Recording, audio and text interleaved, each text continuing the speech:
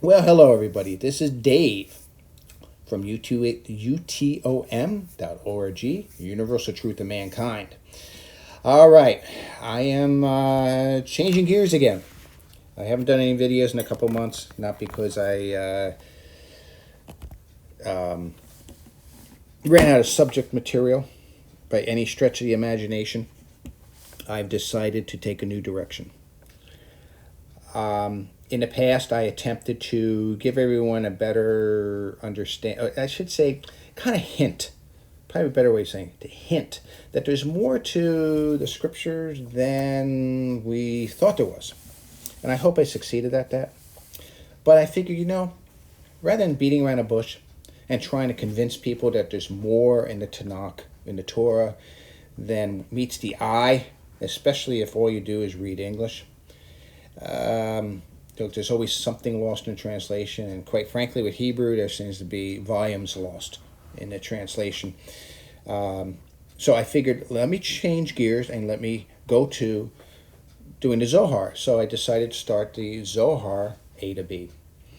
And I created this before, I created this because I wanted to help people to better understand the Zohar itself and understand how it helps us to see the spiritual picture that, in particular, the Torah teaches. I didn't want to overwhelm people, so that's why I don't say A to Z. I say A to B. I've seen too many people do a deep dive. In fact, if you want to look at the Zohar in detail, they're out there. They'll take one verse or a specific topic of that verse, and they'll run for an hour, hour and a half, and trying to explain that one thing. Well, I don't know about you. I don't have the time. I have priorities. I have obligations that are always trying to grab my attention. As a result, my comprehension is not always there. I don't have the time there. And I also wanted to give beginners an insight to what the Zohar is. So,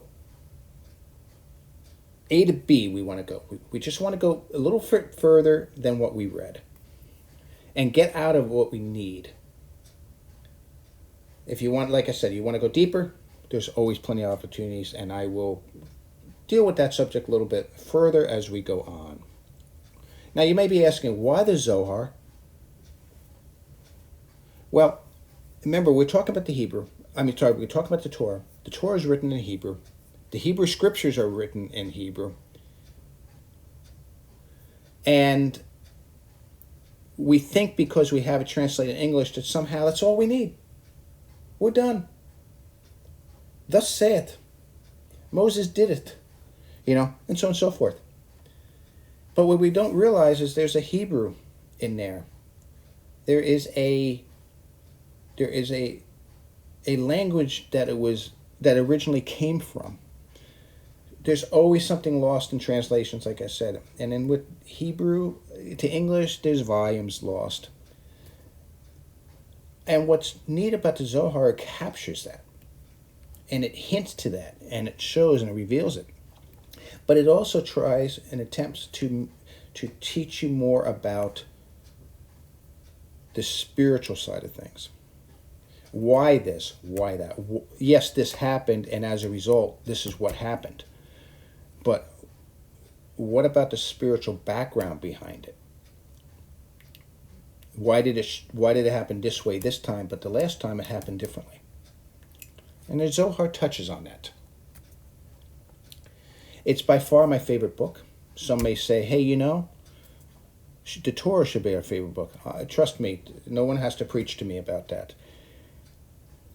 In my younger years, when I didn't have some of my issues, I don't parade the Torah scroll anymore at shul because I don't want to fall down with it.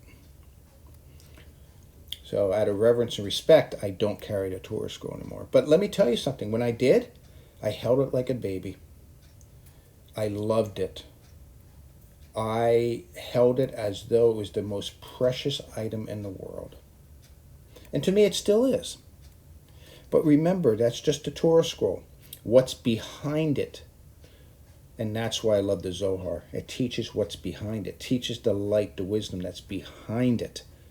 So that when you do read the Torah, all of a sudden it becomes a four-dimensional thing. It's 3 dimensions plus time.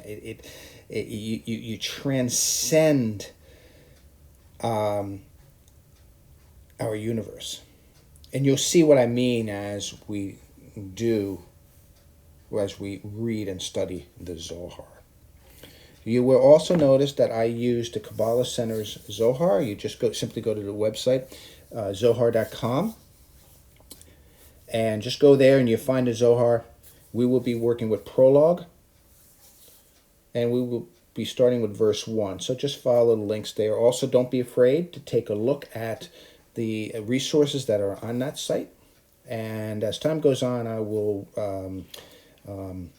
show you other resources as well. And I don't stick to just one Kabbalah, Zohar teaching community.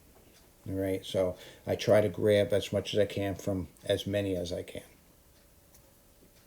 Now, just so you know, this is the only English translation that's unabridged, meaning it's full. There's nothing missing from it, and it also has a commentary inserted within it. And we will see that when we start with the first verse in prologue. We'll be doing verse 1, talking about the lily. If you prefer, you could get a hard copy, but this is free, so you might as well just use it, and it's very handy, and you can do even searches with topics. It has a topical index and stuff. It's really, really a great tool. I wish they would take it offline as well, so you could just put it on your computer as is and be able to look around with that, on your own, and not have to worry about whether you have web connection or not. If you do want a hard copy, you just simply look around for, in this particular case, we're only going to do the prologue. We'll be spending many years probably just doing prologue. But the good news is it's okay, because what you learn in prologue proliferates itself through the remainder of the Zohar. And it will give you plenty of opportunities and tools to apply to your understanding of the Torah and the Hebrew Scriptures. That will, in many ways, it will blow your mind.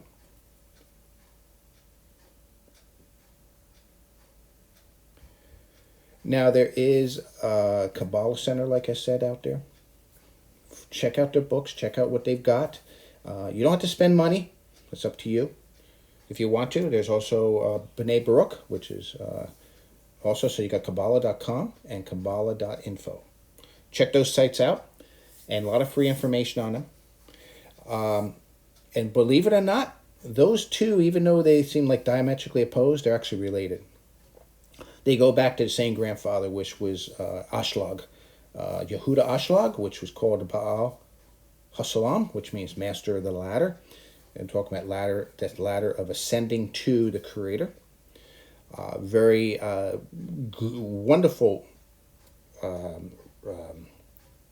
teacher, author, and you'll find a lot on Amazon Books and stuff like that, or just elsewhere. Books written by him. I suggest take a digital version and go read it. Now, also real quick, be careful, don't get stuck in any one Kabbalah, Zohar teaching facility. Draw from as many as you can. And I hope this helps, and as we go on, you will learn more within each of the verses as we do them. I'm going to attempt to limit these videos to 10 minutes.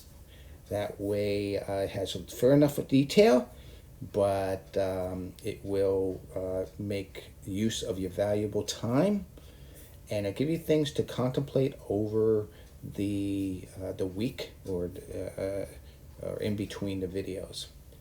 So anyway, everybody, I wish you a shalom, a wonderful weekend. Take care, be safe.